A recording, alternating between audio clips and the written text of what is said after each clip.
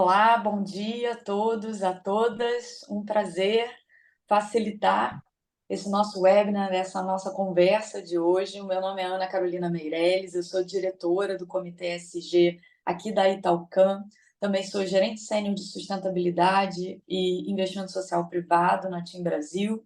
Sou responsável pelos projetos do Instituto TIM também e trabalho há mais de 20 anos nesse mundo fascinante da sustentabilidade, do ESG, sou completamente apaixonada pelo assunto e hoje eu estou muito bem acompanhada nessa conversa. Eu estou aqui com a Mayra Mota, ela é advogada, graduada pela PUC-Rio, PUC São Paulo, perdão, é o hábito, PUC São Paulo, e também diretora ESG do Founder Institute Brasil e Portugal.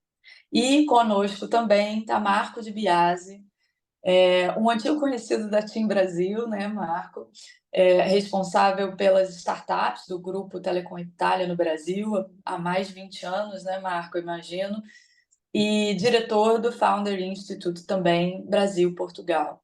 E hoje, gente, nós vamos falar sobre a prática recomendada da BNT 2030, a BNT PR 2030, que dá guidelines, dicas, sugestões de práticas com relação a ESG. Caso ainda não tenha alguém familiarizado com o tema, ESG é aquele acrônimo de E do environmental, que é o ambiental, né, em inglês, o S do social, social, e o G do governance, de governança corporativa. Muitas vezes vocês vão ver também o ASG, que é a nossa forma, né, brasileira de chamar, o ASG, que é o ambiental, social e governança. Então, a gente vai saber mais um pouquinho hoje o que é essa BNT, para que ela serve, por que ela é importante, se ela é adequada para grandes empresas, para pequenas empresas, quem se beneficia dela, como se beneficiar com ela. E aí, para me ajudar um pouquinho, eu vou chamar agora a Mayra. Mayra, explica um pouco para a gente o que é a BNT PR 2030, quais os, digamos assim, os benefícios que ela pode trazer para empresas, se ela é aplicável, para qual tipo de empresa ela é aplicável, né? Eu imagino que muitas pessoas têm essa dúvida se é aplicável só para empresas abertas em bolsa ou não, ou é empresa pequena, empresa média. Fala um pouquinho para a gente, por favor, Mari. Explica um pouco para nós o que é a BNT PR 2030. Bom, primeiramente, bom dia a todos. Aqui é um prazer estar juntamente com o Comitê ESG e Sustentabilidade da Italcan, participando juntamente com a Ana Carolina, Roberto Matos e a Luana, com um trabalho tão bacana e importante que a Italcan tem feito para fomentar essa agenda e a gente ter a oportunidade de compartilhar temas, discutir temas sobre essa agenda global. Então, é um prazer estar aqui também com o Marco. Nós trabalhamos juntos ali com as startups, que é um ambiente muito bacana, assim, muito cheio de oportunidades. Também nós vamos falar aqui um pouco, principalmente o Marco, sobre como a inovação aproveita essa onda do ISD. Mas, voltando aqui para a parte da BNT, da PR 2030, Ana Carolina, ela é extremamente relevante para o nosso ambiente nacional quando, a partir de 2022, com a publicação dessa prática recomendada pela BNT, nós passamos a ter no Brasil algumas definições, princípios do que é e de quais são os critérios mínimos que toda e qualquer organização deve olhar para a agenda quando se fala do ambiental, do social e de governança. Como ainda nós não temos no mundo, nem no Brasil, as normas que definem esses critérios, quando a BNT entra com essas diretrizes, ela começa a determinar parâmetros para que as empresas que já estão adequando as suas práticas, entendam em que estágio elas estão, quando a gente olha, né, para o que o mundo está fazendo, e que elas podem fazer também, e também para aquelas que querem iniciar a sua jornada, olham, bom, mas por onde eu vou começar? Qual é o melhor caminho? E a PR 2030, ela faz justamente esse papel. Tem outros diversos pontos que são relevantes.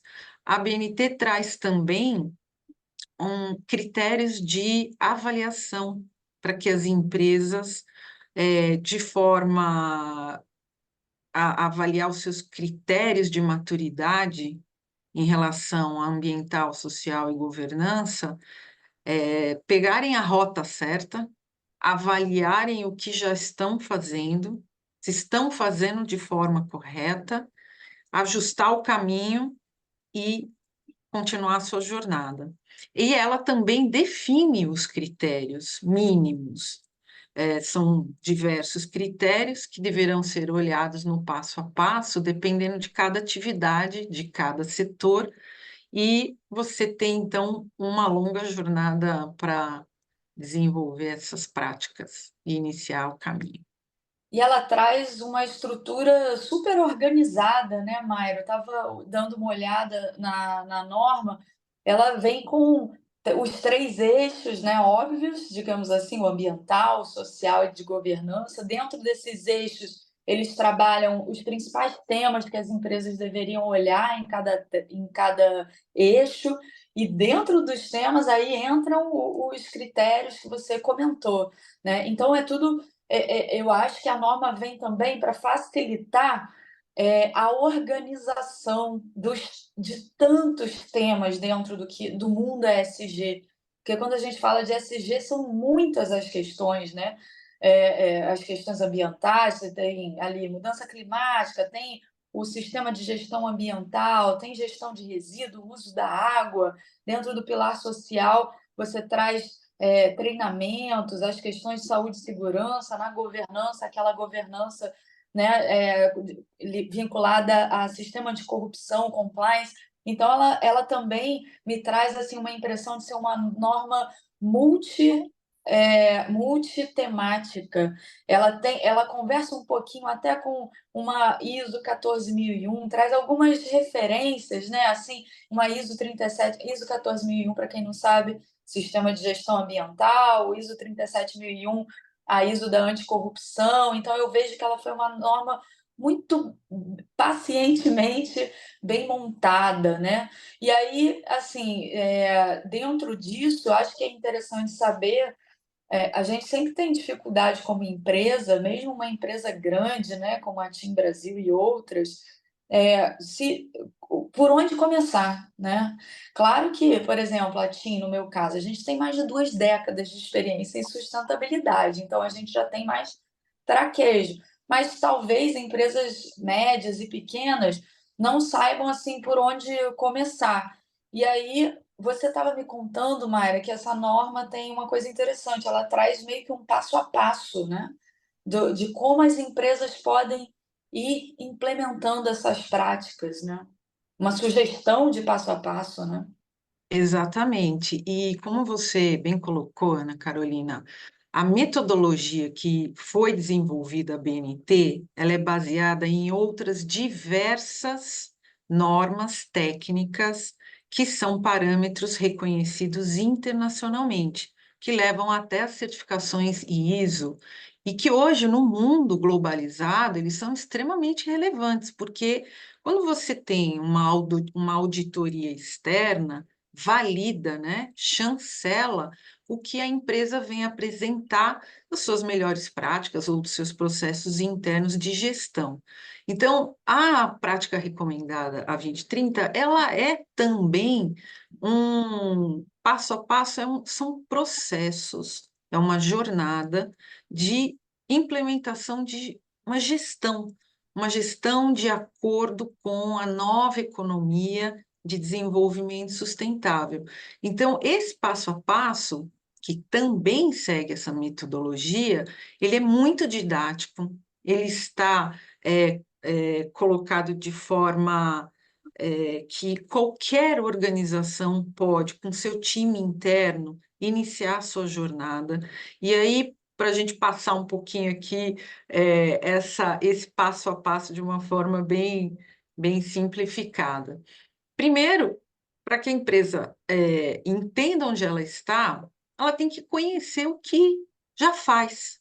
Tem que ter conhecimento das suas boas práticas, dos seus pontos fracos, dos seus pontos fortes, dos riscos ambientais, sociais e de governança que a organização atualmente tem. Isso depende de uma avaliação, de uma metodologia para avaliar. Depois, a partir do momento que você faz esse diagnóstico, internamente a empresa vai ajustar de acordo com a sua estratégia, missão, propósito, ou seja, são os níveis mais, a alta administração que vai ter que definir na sua governança a rota e as decisões que deverão ser pautadas de acordo com esses critérios. Ou seja, a gente vai olhar para a organização e mexer na estrutura de governança mesmo. Seguindo esse passo, passa o momento da implementação. O que de prática, o que efetivamente, por onde a gente começa? Então, você tem um planejamento, que a gente chama de materialidade, os critérios de materialidade, quais são, dependendo de cada atividade, onde a empresa mais polui, por exemplo, onde ela tem mais risco ambiental, ou no social, onde as suas atividades podem ser impactadas ali e como elas devem ser mitigadas, e de governança também. E aí você inicia essa jornada. O que que ela é importante também? A partir do momento que inicia o processo de implementação, você define estratégias, metas, métricas, porque é muito importante que você tenha aí o track record dessa jornada. E um processo de transparência e que essas métricas que sejam adotadas, elas conversem com métricas que estão sendo adotadas no mundo todo, já que a gente está falando de uma agenda global. Então, por que que é tão importante a PR também? Porque, veja, se eu sou uma empresa brasileira, e aí a gente colocando um pouco no âmbito da Italcan, se eu sou uma empresa brasileira e eu quero me relacionar com uma empresa italiana, ou vice-versa, eu tenho que entender o que está acontecendo na Itália, eu tenho que entender o que está acontecendo em normas ESG ou em boas práticas ESG na União Europeia, para que quando uma empresa brasileira converse, faça negócios, desenvolva atividades em conjunto, como parceiros ou em processos de M&A, as empresas estejam conversando sobre os mesmos critérios e as mesmas definições. Então, nesse ambiente de governança, as métricas que estão definidas aqui, elas ajudam muito também no desenvolvimento de negócios. Ou seja, não é só como muitas pessoas, às vezes, inicialmente, né, podem pensar, ai, nossa, é custo, é tempo, para mim não vale a pena, mas na verdade o que a gente está falando aqui é do ESG como potência de negócio, potência de competitividade, potência de mitigação de risco que leva a impacto financeiro negativo, por exemplo. Se você mitiga os seus riscos ambientais, você está mitigando também possíveis impactos financeiros, né, que venham a ocorrer de alguma questão ambiental que possa acontecer na sua estrutura da empresa ou até mesmo na cadeia de valor.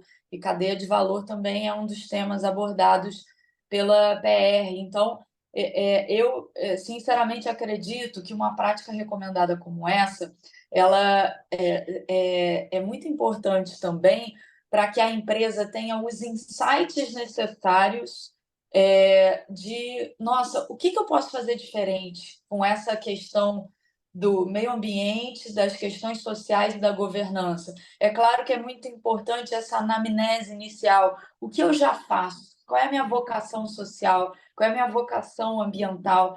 Porque a gente sabe que é muito importante ter um padrão, um framework como esse, porque organiza o nosso pensamento, a estratégia da companhia, mas como você falou, Mayra, é super importante esse momento, tá? Dado esse padrão, dadas essas práticas, o que é autêntico para a minha forma de fazer negócio, para o meu negócio, para a minha empresa, o que faz sentido, né, para a minha empresa, ou como eu vou abordar ou realizar essa prática para o que faz sentido da minha empresa. E aí é daí também que surgem as boas ideias para inovar. E aí, falando em inovação, preciso contar com o Marco, né, Marco?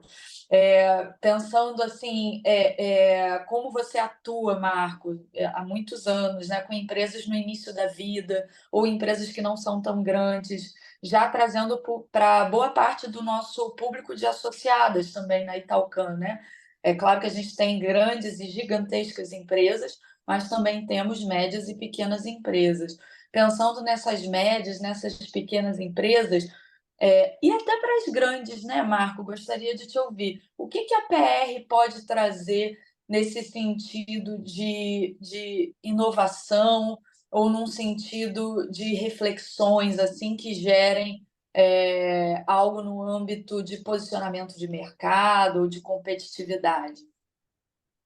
Primeiramente, obrigado a todos, para todos que estão participando, obviamente os palestrantes, a Câmara, todo mundo que levantou a bola desta importância desta norma. Eu acho que, para a experiência, realmente olhando seja para necessidades das empresas grandes, seja necessidades das empresas pequenas, a nossa experiência no Founder Institute, que é uma aceleradora de negócios focada em early stage, ou seja, focada nas soluções que os empreendedores têm que fornecer para o mundo, na realidade, porque, na realidade, o Founder Institute nasceu 15 anos atrás e sempre no DNA do Founder Institute, os fundadores, nome que a gente coloca exatamente porque é importante foco no empreendedor, foco na pessoa. Antes você estava falando muito importante a visão também do CEO, ou seja, as pessoas que depois vai fazer a diferença.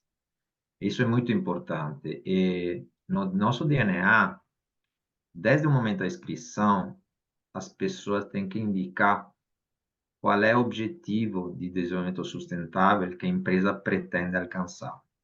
Isso aconteceu desde 2016.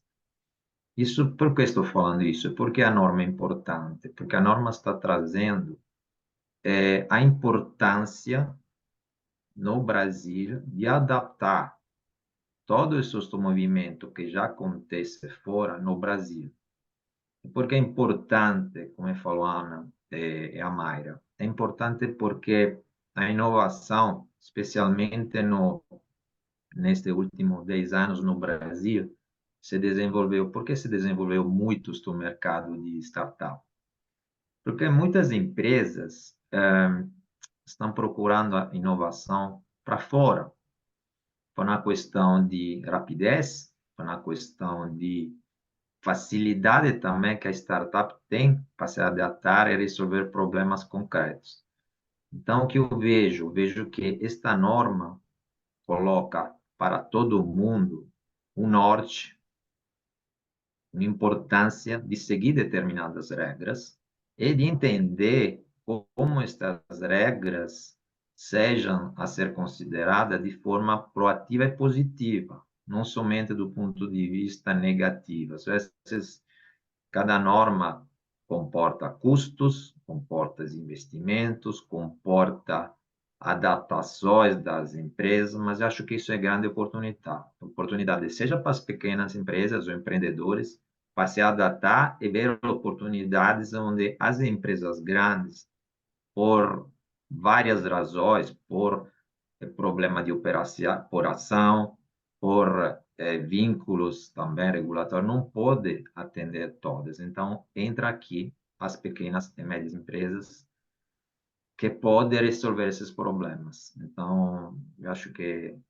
a sua pergunta esta norma ajuda muito a entender como determinados investimentos sejam, com certeza, o retorno seguro, seja do ponto de vista da empresa, seja do ponto de vista do resultado, de impacto que todo mundo precisa mudar para o nosso planeta. E, Marco, com você comentando, eu vejo que há diversos motivos pelo qual uma empresa, inclusive uma empresa que busca investimento fora, poderia utilizar a APR 2030 como uma organizadora também da casa para se preparar não só para essa maturidade do investidor estrangeiro com relação às questões ESG, porque a gente sabe que os investidores estrangeiros têm sido cada vez mais rígidos com relação a esses riscos e oportunidades também, né? Ambientais, sociais e de governança, mas também tem se fortalecido um tipo de investimento que vai, não exclusivamente, mas preferencialmente em empresas com valores e objetivos fortes sociais e ambientais, né? Aquelas empresas que têm como foco não só o lucro, né, financeiro, mas também conseguem alinhar esse lucro financeiro a boas soluções ambientais e sociais, né? Você tem visto esse fortalecimento ou esse movimento desse investimento internacional ou de fundos internacionais buscando também esse tipo de empresa que se posiciona em determinado foco ambiental ou solução ambiental ou em determinada solução social? Não, com certeza, o aumento é generalizado e que está acontecendo, Ana, muito interessante. Eu acho que a grande mudança chegou com a pandemia. Quando falo que também antes tinha várias startups que focavam nas suas atividades de impacto, né? Impacto era algo startup de impacto era algo que parecia quase uma reserva separada do resto, não? Era Sim. startup de impacto. Agora que mudou, todas as empresas têm que criar impacto, mesmo aquelas que não têm impacto no DNA. Então, isso é uma grande mudança, isso impacta nos fundos, e agora é inadmissível não apresentar, junto com o balanço financeiro, um balanço de impacto. Ou seja, que vou fazer em termos práticos com este dinheiro que recebo. Quem não faz isso é praticamente out, over, não? Agora no mundo do funding. Estamos falando também a nível a partir dos anjos até o VC. Então, quem não fala de impacto não é mais ouvido, e os mesmos pitch, ou seja, as apresentações que as empresas têm que fazer, têm que considerar isso. A gente sempre bate a tecla que qual será o seu resultado em relação ao impacto. E isso é muito importante, porque, na realidade, sabemos também que, especialmente para startup que inicia, que são early stages, que são as primeiras rodadas, ter também estes objetivos paralelos cria uma consideração do parte de investidores que, mesmo não alcançando imediatamente o resultado econômico, vamos já a ter resultados positivos. em relação ao ambiente, em relação ao lado social, em relação a ter modus operandi que permita que a gente tenha uma base sólida e não só alguns grandes empresas que façam isso. Acho que a gente tem que realmente entender que isso agora é um movimento total e que impacta também nos investimentos em relação a isso, porque se a gente compara os investimentos que têm uma atenção no impacto, isso gera muitos retornos positivos em termos econômicos. Inclusive, as tecnologias são também utilizadas por isso, especialmente no nosso caso, a gente está desenvolvendo com a Food Chain uma ação específica em uma vertical, que é aquela do agro do food, e as soluções, por exemplo, no campo, as novas tecnologias, tudo que permite, de uma certa forma, resolver ou ajudar a resolver determinados problemas. Falando um exemplo, a logística ligada, por exemplo, a o famoso último quilômetro, ou seja, a possibilidade, por exemplo, de você, através da logística, poder evitar de fazer, utilizar muitos problemas em termos de, por exemplo, CO2, logística, ou utilização da nova tecnologia 5G no campo. Então, tem várias soluções, mas eu acho que tudo isso é realmente conectado agora com esses propósitos concretos em termos de objetivo de desenvolvimento sustentável. E a norma ajuda muito a fazer entender um pouco, fazer um pouco de ordem na casa, como se falava, o investimento vale a pena. Antes a gente falava, nosso investimento vale a pena ter registrar uma marca? Vale. Registrar a patente? Vale. Se adequar na norma? Vale também. Isso acho que dá força também para o investidor entender. Eu que olho, a marca está registrada? Ok. A patente está registrada? Ok. A norma vai ser seguida, ok. Então, acho que todo mundo vai ter estes acompanhamento, este desdobramento, como um exemplo de seriedade, então, de todos os lados. E adotar as práticas ou buscar se interessar por essas práticas recomendadas, acho que adianta muito também é, esse momento que a gente tem visto que vai chegar por aí, que é um momento da regulação. Hoje é uma prática recomendada da ABNT. Daqui a pouco poderá ser uma regulação, né? Uma lei no Brasil. A gente tem debatido muito a taxonomia de sustentabilidade brasileira, tem se debatido muito o projeto do mercado de carbono no Brasil. Na Europa, essa legislação já está super avançada, consolidada, com as grandes empresas tendo que se adequar até o ano que vem em determinados temas de reporte ambiental, social, de governança. Você não vai poder mais reportar apenas o que você faz com relação às suas finanças. Você obrigatoriamente, por lei, terá que reportar o quanto que você emitiu de carbono, como é a sua gestão de resíduo, como é o seu uso da água, isso no pilar ambiental, no pilar social, como você trata os seus trabalhadores, como é a saúde e segurança, como é o trabalhador do seu trabalhador, como você lida com a sua cadeia de valor, como você lida com a sua cadeia de fornecimento.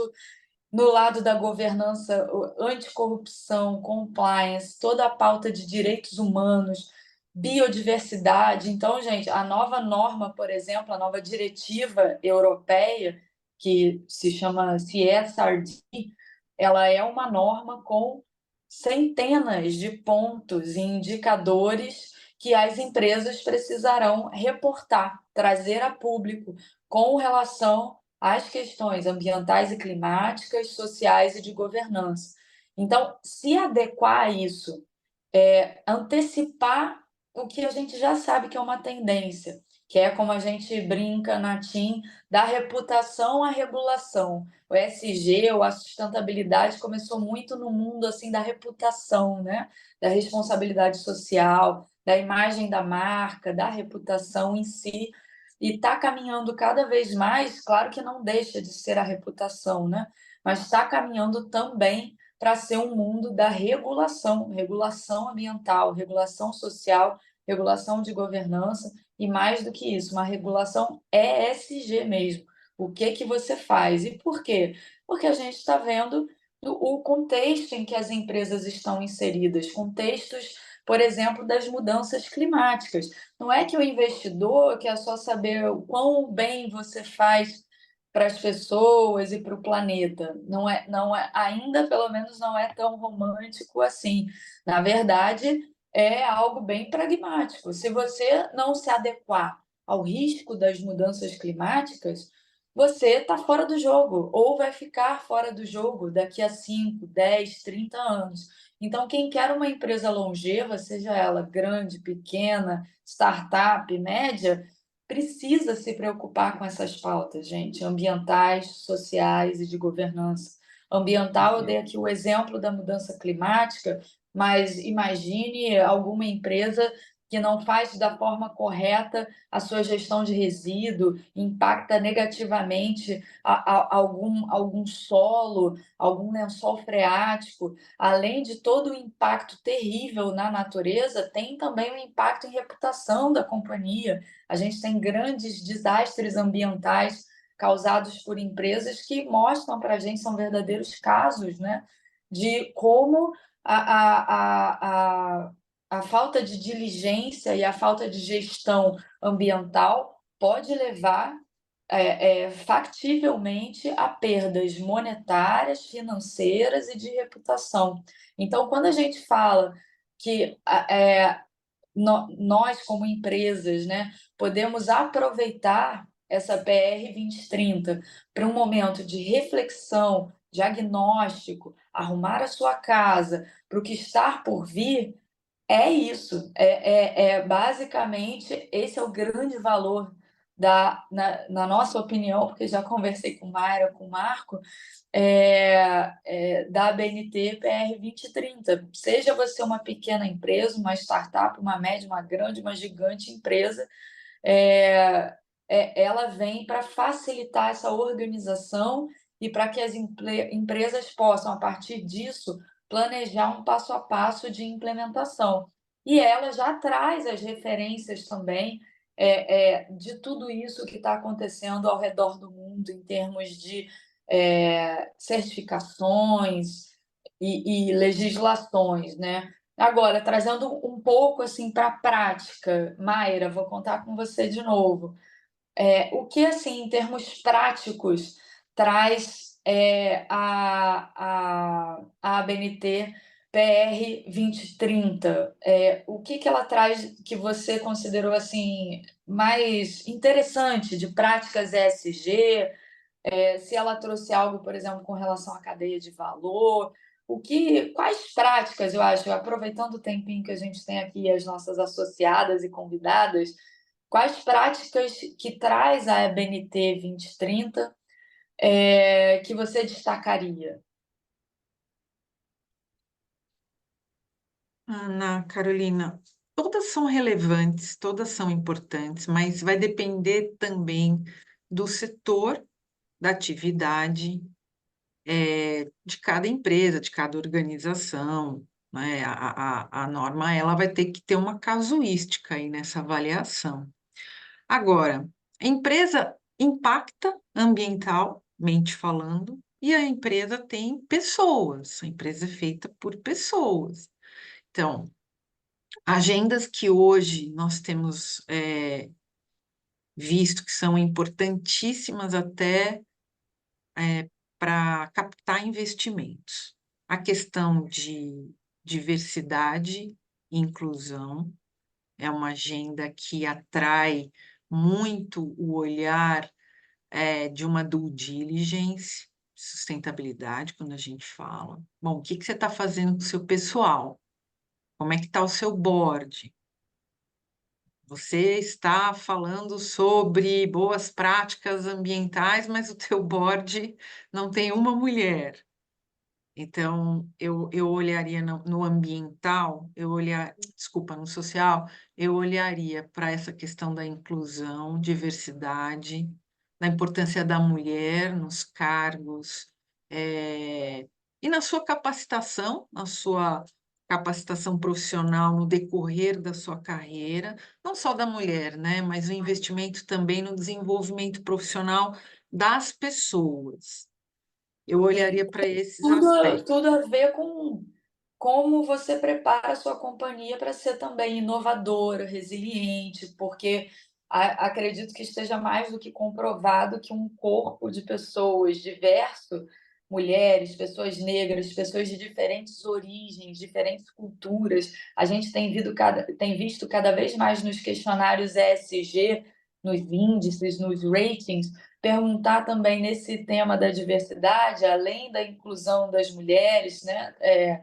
Em board, em papel de liderança, as pessoas negras, pessoas com deficiência, mas também pessoas de culturas diversas, né? Origens diversas, etnias diversas. Então, acreditando que uma empresa que tem diversidade, pensando na sua estratégia, realizando as suas frentes de atividades, ela está também arejando com ideias, com diferentes pontos de vista, e isso também mitiga riscos, né? Porque, por vezes, uma pessoa que tem determinada cultura e determinada origem, ela vai ver determinado risco que quem tem outra não vê.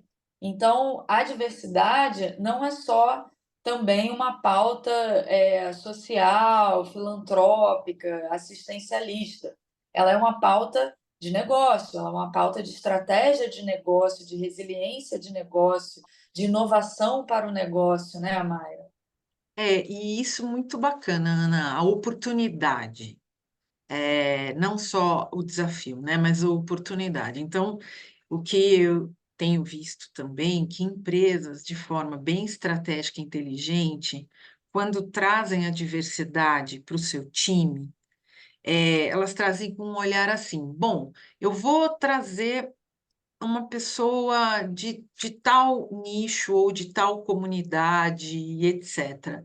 Eu vou conseguir ter uma abrangência maior, talvez, de um cliente, de uma clientela, de um consumidor, que antes eu não conseguia acessar, Também, sim, é certo? verdade. Então, esse viés da oportunidade hoje tem sido muito pertinente na tomada de decisão quando você quer abrir o seu mercado para um produto novo, para um serviço novo ou para um consumidor, porque a diversidade também coloca um olhar diferente daquele que é uma minoria, mas essa minoria, ela tem o seu valor, ela tem um olhar diferente que ela atrai investimentos, ela atrai consumidor, etc. Então, no olhar do social, eu olharia com muito carinho esses aspectos para as pessoas. No olhar do ambiental, não tem como você não se conectar com as questões climáticas, com as questões de destinação adequada dos resíduos, né, da gestão dos resíduos. E no aspecto de governança, a transparência e a questão também da gestão ética, da gestão íntegra, da integridade, é um diferencial competitivo enorme para a captação de investimentos, para M&A, para processos de compra e venda de empresa. Então, por que que esses fatores hoje são determinantes para a empresa em termos de competitividade? Porque o mundo está falando sobre isso, eu faço adequação de um modelo de desenvolvimento econômico, como você já colocou várias vezes, a curto, médio e longo prazo, e eu tenho que começar. Não é que eu estou vendo aqui a pergunta de uma pessoa que já não tem questionário, vocês veem uma versão da PR 2030, vocês veem uma versão melhor? Sim, esse foi um início que foi muito importante para combater justamente aquilo que a gente ouve falar do greenwashing. Por quê? Muitas vezes, se você não tem o primeiro passo definido, eu não sei nem por onde começar. E a própria, quando foi publicada a PR, e eu assisti, acompanhei bastante isso, foram mais de 100 profissionais extremamente qualificados, de Sim, diversas expertises, com conhecimento internacional, técnico, que conseguiram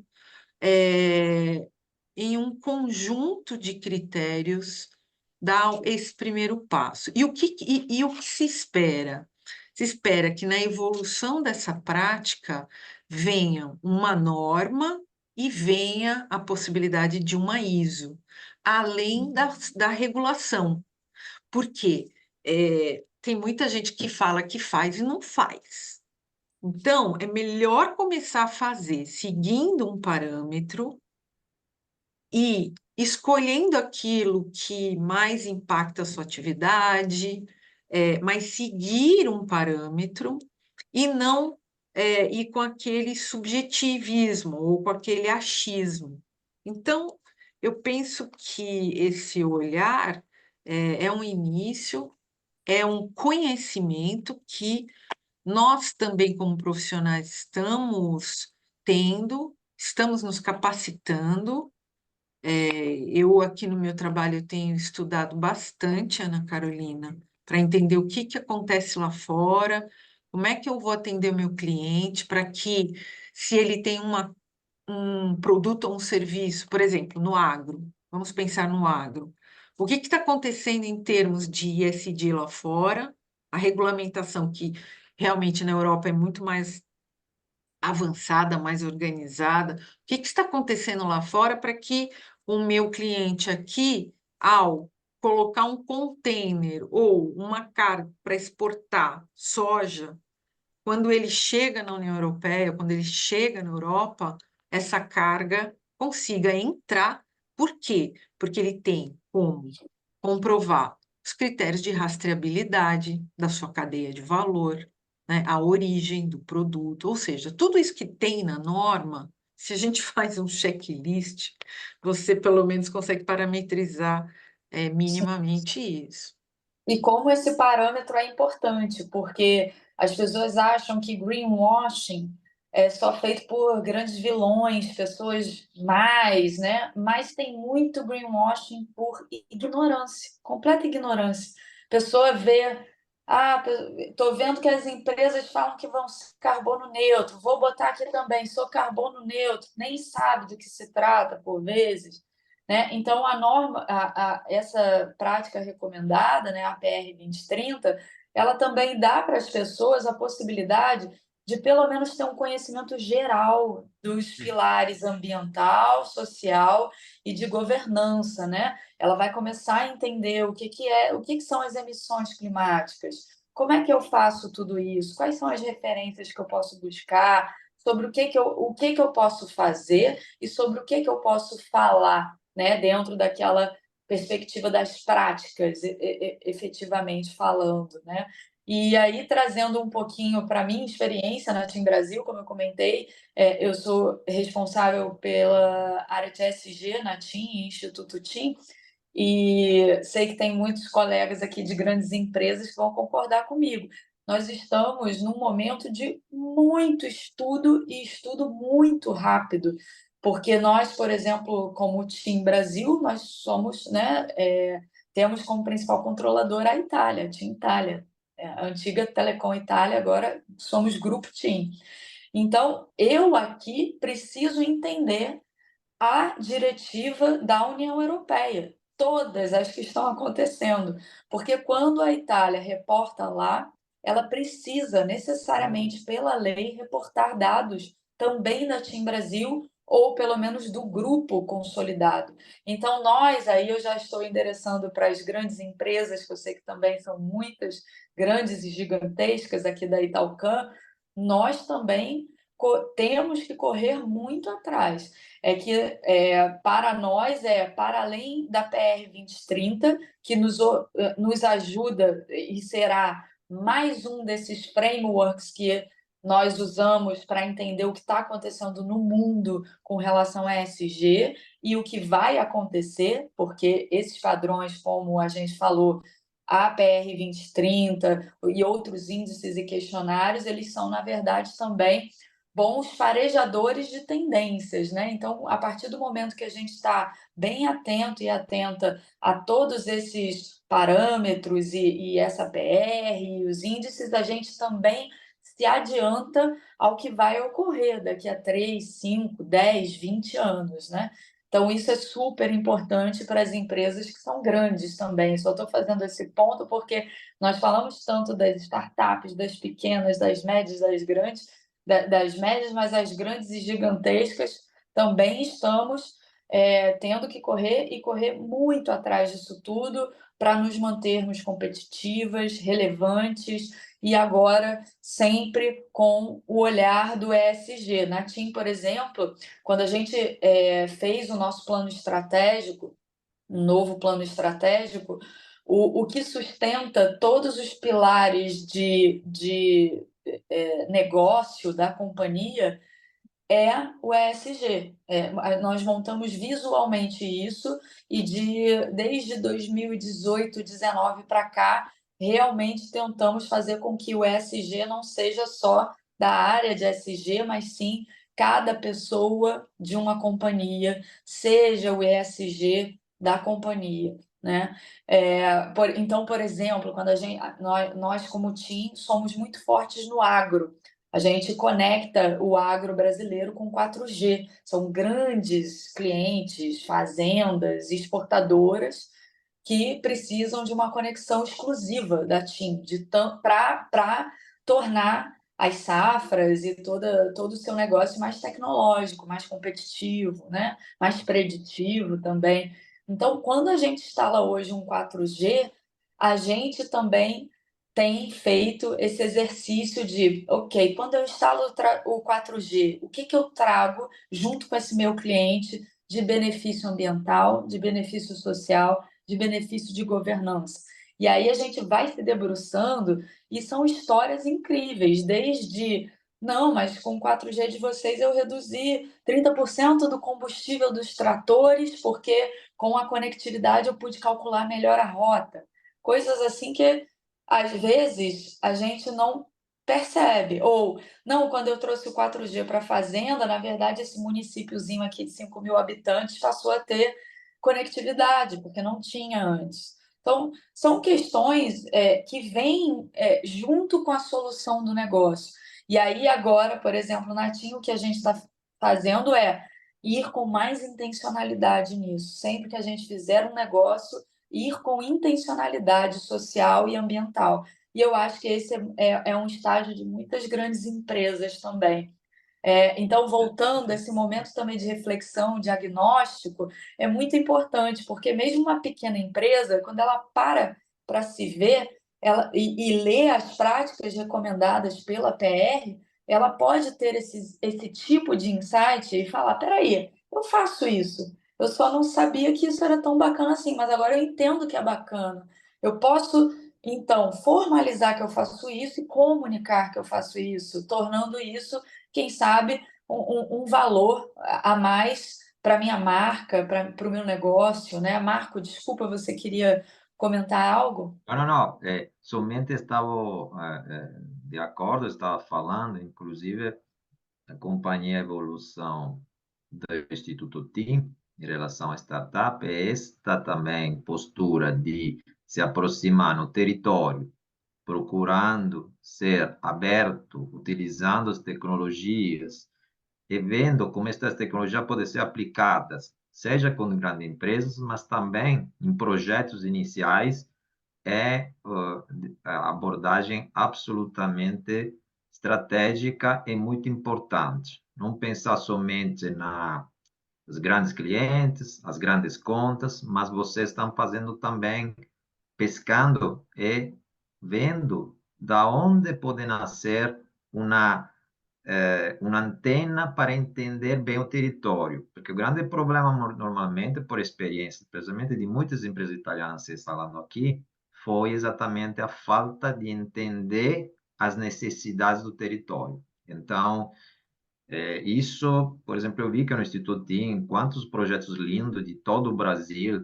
Isso eu acho que é compensar de uma certa forma, é dar um giving porque vocês realizam isso, você tem uma tecnologia, você está disponibilizando essa tecnologia para permitir também que se realizem projetos interessantes no território. Então, precisa ver também nesse lado, como vocês fazem. Então, não é somente o lado que todo mundo adora, todo mundo acha que isso seja somente o lado de ou grandes empresas, mas também se você começa a entender o território, com as suas tecnologias, como você pode ajudar, eu acho que isso vai fazer a diferença na inovação e na implantação da inovação no território, onde realmente cada lugar tem necessidades diferentes. Perfeita ponderação, Marco. Verdade. Pessoal, chegamos ao fim da nossa conversa, mas gostaria de abrir para as perguntas. Eu não comentei com vocês, mas eu não consigo ler hoje o chat, então eu vou contar com a ajuda ou da Mayra, ou do Roberto, ou da Luana, para a gente poder ler as perguntas e poder respondê-las. Legal. Desculpe, pessoal, vamos lá. Eu vou dar uma olhadinha aqui. Eu acho que a gente está Você com consegue uma... ver? Consigo. Acho que a gente está com uma questão aqui. Bom dia, muito interessante a discussão. Uma dúvida. A norma sugere uma série de critérios e métricas, mas não deixa claro como colocar em prática. Não existe, por exemplo, um questionário, um checklist. Como vocês imaginam que seria um segundo passo para a implantação da ABNT nas empresas? Vocês veem no futuro uma versão 2.0 mais robusta? É uma pergunta da Melina Assis. Ótima pergunta, Melina. Foi um pouco do que a Mayra já respondeu. E aí, Mayra, deixo para você reforçar a sua resposta com relação a isso.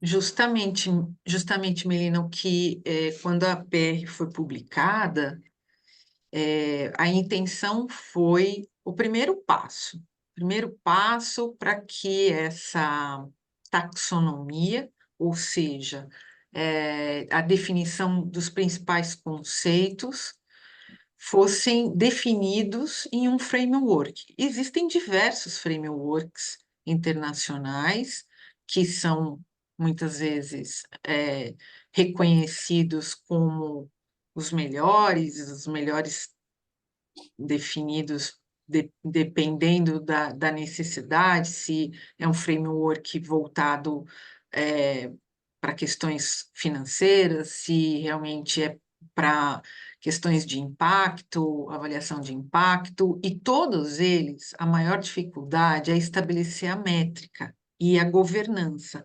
Esse é um grande desafio.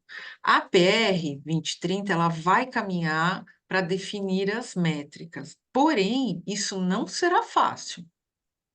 Isso não será fácil, mas já existem outras métricas que vão colaborar na governança. Então, sugiro que, se você olhar para o índice da B3, pode ser um ótimo vetor de conhecimento, e se você olhar para o GRI, que é o Global Report Initiative, ou o SASB, também você tem, ou o GHG Protocol, que é especificamente para a questão de mudanças climáticas, que tem o escopo 1, 2 e 3, você consegue definir já bem a jornada de métricas e governança. Mas o desafio é de todos nós aqui. Então, eu acredito, tenho certeza que a ABNT vai caminhar para uma norma e depois vai caminhar para uma ISO. Pelo menos foi o que foi colocado quando foi publicada. Foi colocado ali pelos autores da BNT, né? E eles reforçaram muito esse ponto, né, Mayra? Eu me lembro de um dos representantes, não sei se foi quem liderou, mas falando que esse é um primeiro passo, importante passo, trazendo também como esse tipo de documento é dinâmico, que eles entendiam que não terminava ali a PR, que ela precisará ser evoluída. Então, eu imagino que sim, o que Melina, né, comentou deve ocorrer em algum momento.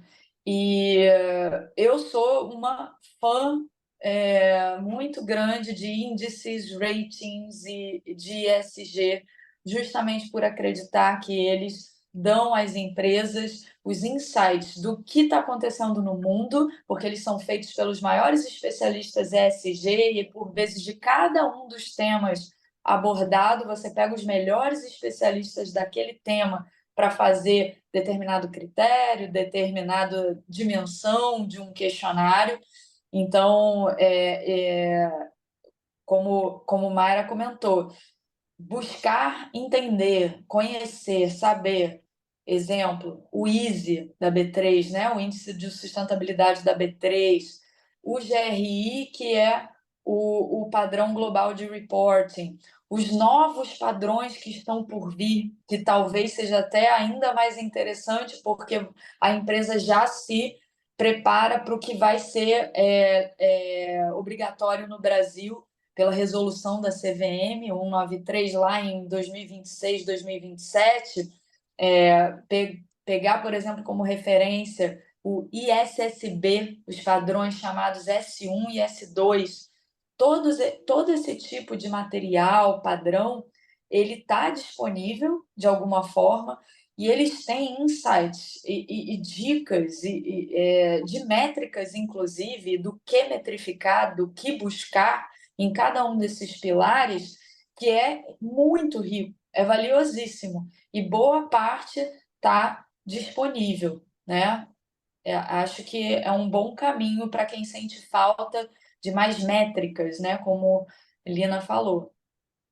Só para aproveitar aqui a oportunidade, eu estou até com um material publicado da própria BNT, que ela publicou agora, dia 2 de abril de 2024,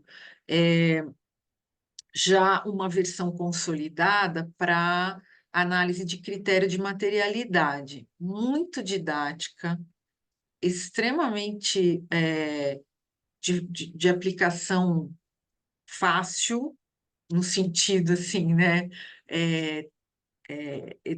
Bem didaticamente falando, para que as empresas passem justamente a iniciar as suas métricas. Então, Melina, se você puder acessar essa versão consolidada agora de abril, você já consegue também ter mais critérios para a sua jornada ESG. Roberto, Luana, temos mais dúvidas? Não temos mais perguntas aqui, e eu acredito que a gente pode caminhar para o encerramento final. Já aproveito para agradecer ao nosso intérprete de Libras conectado conosco até agora, Francisco Júnior, e devolvo para a Ana Carolina para as considerações finais aí. Muito obrigado. Muito obrigada, Roberto. Agradeço também o Francisco e a presença de todos e todas. Acho que passamos a mensagem importante, né, de qual é o papel dessa ABNT PR 2030, uma prática recomendada brasileira, né? Vamos pensar também muito nisso, porque quando a gente fala de índices e padrões globais, por vezes eles não tropicalizam as nossas questões, o que a gente enfrenta aqui como empresa no Brasil, pelo menos, empresas brasileiras ou no Brasil.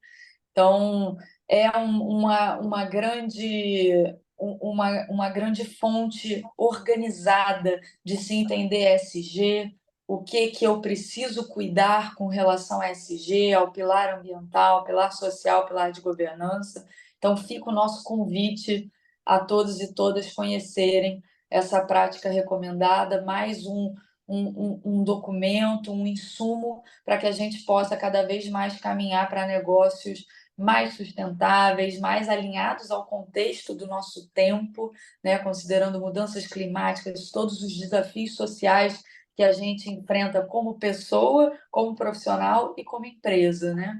Então, muito obrigada, obrigada, Mayra, obrigada, Marco. Acho que foi muito boa a nossa conversa. Eu acredito que tenha trazido boas dicas, bons caminhos para quem se interessa, e que as pessoas tenham entendido o quão é importante o ESG, não só na perspectiva, né, como a gente sempre comenta, da responsabilidade social, da responsabilidade ambiental, mas também como uma força de posicionamento de marca, uma força do posicionamento do negócio, trazendo mais valor, mitigando riscos, potencializando oportunidades. Então, eu espero que todos e todas saiam hoje daqui um pouco com isso em mente, né? Obrigada, Mayra, Marco. Não sei se vocês querem fazer algumas palavras finais. Vou concluir. Nós que agradecemos a oportunidade de ter a Italcam promovendo essa agenda. E, Ana Carolina, você é extremamente capacitada nessa área também, então exerce um papel muito importante numa empresa representando essa área, né? Então você tem muito para ajudar e colaborar no seu conhecimento com todos nós, então agradeço também estar aqui com você. Roberto tem sido extremamente enriquecedor acompanhar o seu trabalho no comitê. Procuro não perder as nossas reuniões. Parabéns. Obrigado. Marco exerce lá no Founder Institute um papel muito importante na liderança dessa agenda, junto com a Adel, que o pessoal lá no Vale do Silício, eles olham para isso. Então, o que eu gostaria de deixar aqui é uma oportunidade, é uma estratégia, tecnologia, inovação para dentro das empresas hoje é muito atrativo para incentivos públicos, iniciativa privada, para oportunidades de compra e venda, parcerias e etc., né, entre as empresas. Então, olhem sob a ótica do positivo e aproveitem as oportunidades. Obrigada, espero que em outras oportunidades a gente passe a conversar novamente sobre isso. Obrigada, Mayra. Marco? Não, obrigado pela oportunidade. Eu acho que o recado, além de agradecer a todo mundo, como já a Mayra fez, a Ana fez, acho que é importante todo mundo escutando que temos bastante eventos acontecendo, bastantes oportunidades para conhecer mais. O mercado, o ecossistema de startup é muito efervescente. Eu acho que também é bonito porque é mais puro, não? Às vezes você fala que você encontra empreendedores que têm esta viés de realmente mudar o mundo, são sonhadores, mas muita gente boa. Então, quem encontra essas pessoas no caminho, olhe com o mesmo espírito que a gente falou, pensando no social, pensando em ajudar, mas também com o espírito de entender que ajudando as pessoas se ajuda vocês mesmos. Então, eu acho que muito importante é isso. Não olha com o ego absolutamente em cima, porque isso é o futuro. Ou seja, olhar com esta visão, CG não é só uma norma, mas é um modo de vida, entendeu? Então, isso acho que é muito importante isso. Não é autorização da CETESB para trabalhar mais. Não, vocês têm que mudar a vida para suas famílias e para o nosso futuro. Isso é importante. E vocês vão ter também melhores negócios. Muito bom. Com essas belas palavras inspiradoras do Marco, agradeço a presença de todo mundo. Muito obrigada. Até uma próxima, pessoal. Tchau, Obrigada, tchau. gente. Tchau, até a Até a próxima. próxima. Obrigada. Tchau, tchau.